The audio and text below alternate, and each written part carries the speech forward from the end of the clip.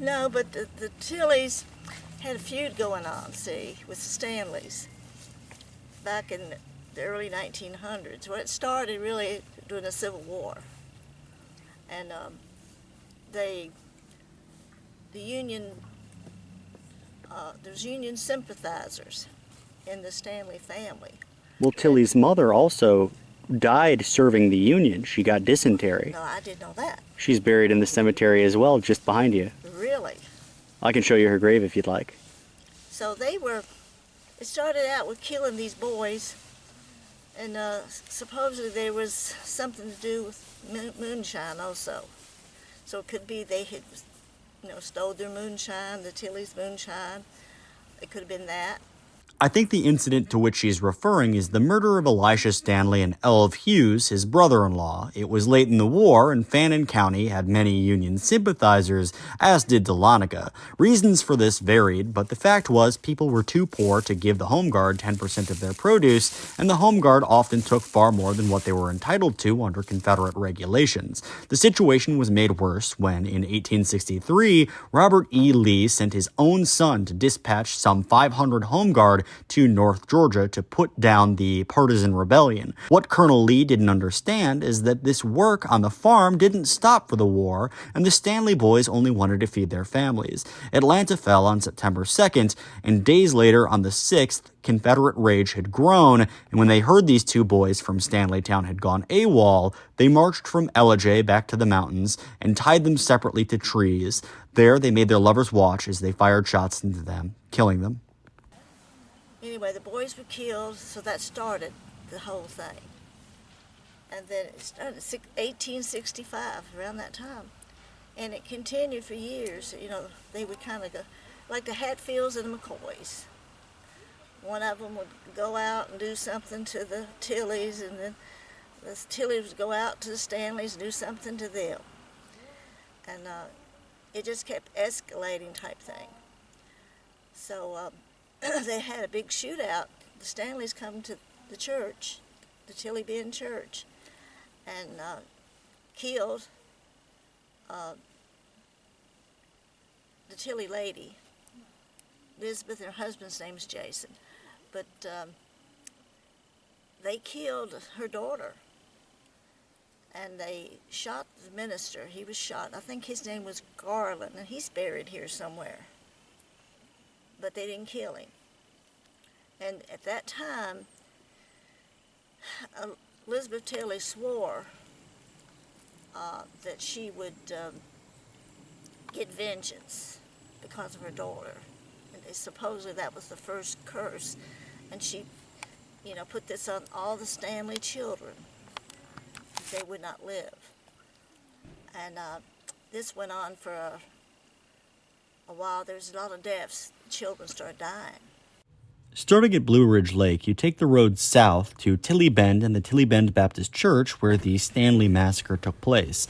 And you can continue following that road west to the Stanley Creek community and the Stanley Creek Baptist Church. And if you walk around the churchyard, you'll notice a good number of graves of infants who died in childbirth or after only a few months or years alive. And these graves go into surprisingly recent times. I saw several from the 30s, several from the 50s, even as recently as the 1980s, and this curse would go on to continue, leading to further deaths in this morbid state of affairs. They didn't know why, and they didn't know if it was from somebody cursing them, from her cursing them, or the doctor of the region, he couldn't figure out why the children were dying. You notice in the graveyard, all the babies buried here. Many of them. Yeah. So what happened is after that happened, and I don't know, I still haven't figured out if they took her out of her home or they took her out of the church after church. And the Stanleys came, and the Tilleys themselves came together and accused her of bewitching the children. So they hung her from that tree. And then after they hung her, they buried her where she laid. After that, a year later, and the story is it was her sister-in-law, but Mary's middle name is Tilley. I still think that was her sister. But they came and got Mary because the children were still dying. And they hung her from the same tree. Both women, a year apart. This was in 1905. First was Elizabeth, 1905. The second was 1906, was her sister, our sister-in-law. I don't know if they have a record for sure what the relation was, but they were kin.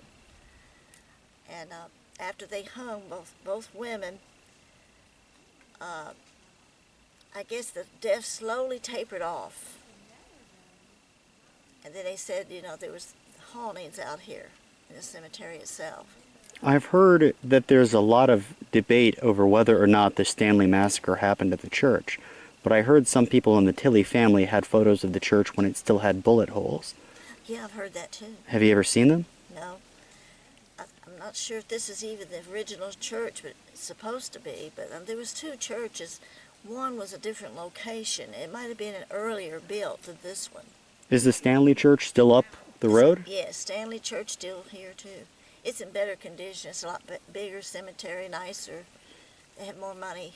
Can I ask your relation to the Tilley family or to the story? My son-in-law works for one of the Tilley boys. And they know the story? Yes. That's wild. And yes. It seems a little unfortunate that people come out here and desecrate the graves. I mean, they didn't publicize it. I kind of stumbled across the story and realized that this was one of their relatives. And Benjamin Tilley, he gave the original land for the Tilley Church.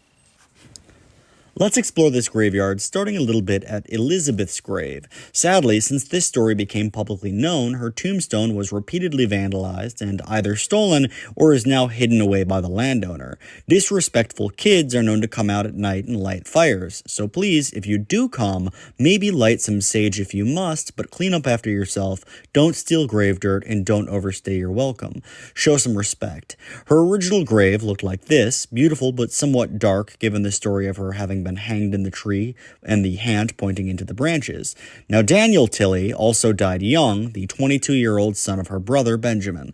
I cannot find any reports about his death in the newspapers of the day. Next to him are twin boys who died days from each other in 1921, over a decade after the initial curse was supposedly placed.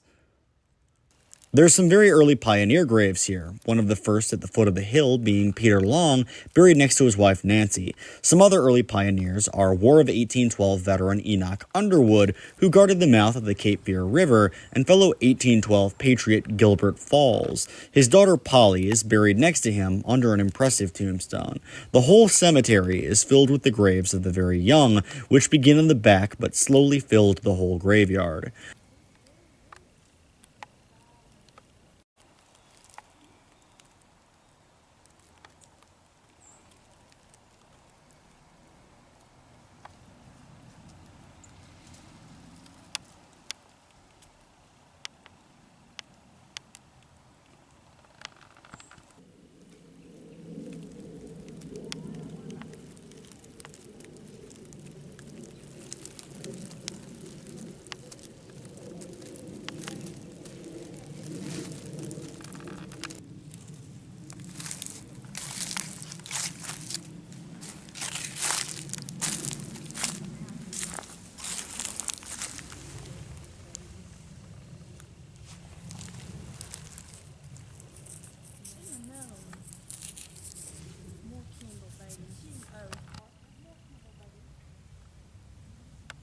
Moving over to the Stanley Church, we see the same thing, a whole field of infant graves.